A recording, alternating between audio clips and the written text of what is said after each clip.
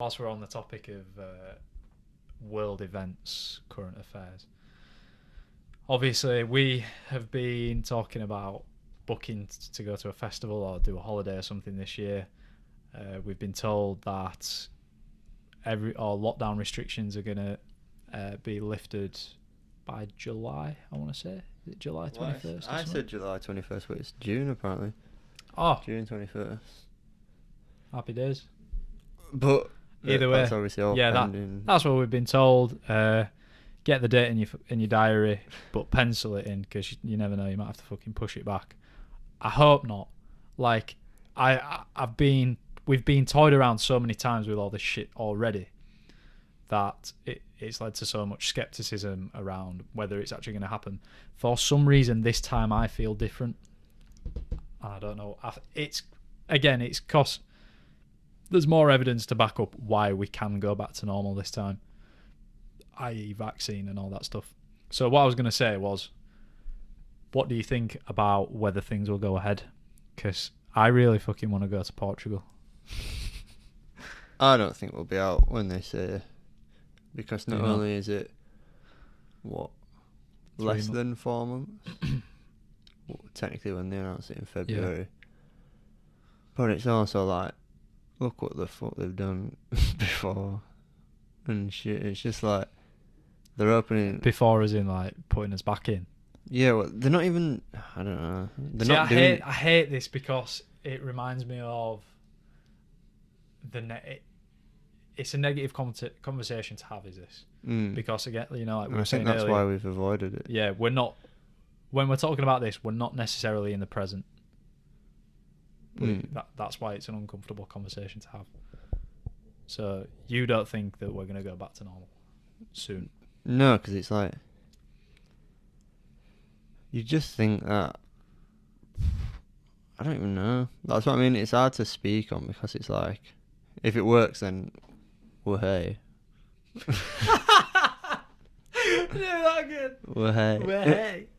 But then if it's not, then it's just like, what the fuck are you doing? Like New Zealand and like even America's a bit open and a bit fucked still, and I don't get it because they talk about California being locked down, and then they go to Texas, they just take a flight, and they're in a pretty free state. And apparently in Miami, there's no such thing, according to my sources. That's one thing that I think of is. When I read a book on that Think and Grow Rich, he talked about how if you say you were petrified of an illness, you would eventually catch an illness that is out there, or you'd self-diagnose yourself with symptoms and stuff like that. Correlate, yeah. Like, and it just makes me think, what if the government didn't make a huge fucking big deal about this shit and we just got on with it? Unfortunately lost an extra few thousand, which is obviously in no right to say, oh, just do it. Some people die and stuff like that because it's not morally right and it's definitely not ethical. The good thing that I've heard come out of recent announcements, or at least media coverage of this from the government or representatives of the government, is people saying or something around the phrase of, we're going to have to live with it. Do you get what I mean? So same thing as like the flu.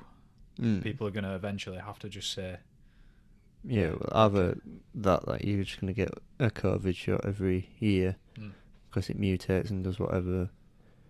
And I can't deal with these people saying, oh, this new strain's coming to kill us all. I think for me, the reason why I feel different this time is because the adults that are around me, as much as they are skeptical, same as we are, the general consensus, and again the consensus that I've developed is, there's no reason really why it shouldn't, if everyone or if all the people who need to get vaccinated are vaccinated. I don't need to get vaccinated. I'm not at risk. What if there's a vaccine passport though? If there's a vaccine passport, I don't think that's going to happen. Imagine though. It can't happen. It's like So when we went to Thailand, we had to have like Hep B and stuff. Yeah, but isn't that just like a personal So thing? that's a personal thing. And some of that Yeah. England like kind of recommend. Yeah. So, but you get that anyway because you think to yourself, I don't want it. I don't fucking want it. And it's a good job that one of our mates had it because he'd have fucking... Oh. It made me think of something. So I was out on a walk about a week or so ago, and I don't know what this has got to do with COVID, but it just reminded me of it. So we were walking around trying to find just walking around this estate, seeing what houses were for sale and stuff. And my mate goes, "Oh, my step sister or something lives there. Apparently neighbours are proper weird." So we were like walking, and he goes, "Oh yeah, that's their house. Apparently neighbours are fucking well weird, and they're always twitching curtains." And then we were looking at this house, and we saw a ginnel next to the house, and we were like, "Should we go up that ginnel? Just see what's up there?" We stood in the middle of the street for a bit, and then we heard from up the street, from this house, two people just went, "Oi!" And they were like a woman crouched in the corner of the window like this, and there were a bloke in the middle of the curtains. So the bloke's in the middle, the woman's in the corner by the windowsill, and they'd opened the window, and they both shouted. They'd have definitely gone 3, 2, 1. Oi! Like this, because you could hear different frequencies. And we all just looked at him. And we just looked at each other, started pissing ourselves. And then we went, "What?" And we were waving at him. Nothing. That was it. Well, it were definitely. It were them neighbours. It were the neighbours that he'd said. I don't know why that reminded me of it. It was just because we were talking about fucking curtain twitches. Oh, so funny. That was so funny, man. What? And nothing came from it. Absolutely nothing came from it. They probably just That was the wanted to end. see That's the end of it. the story. I'm sorry. That's it. No COVID. more. Yeah. But when I had that personal experience of someone close to me getting snitched, I recorded a voice note on my phone that night. No, not that night. So basically, they got snitched on. Didn't know what was going to happen, and then the situation got worse later. I won't reveal too much about it on here just because personal stuff. So I'll talk to you about it after. Sorry. Basically, yeah, it got worse after. I've always wanted to be involved in one of them Joe Rogan conversations. I'll talk to you after. Yeah, I'll talk to you about it after the show. So it got worse after, and that night when I found out how it got worse, I have never, not in recent memory, have I ever been that angry. I genuinely felt the word oppressed came to mind.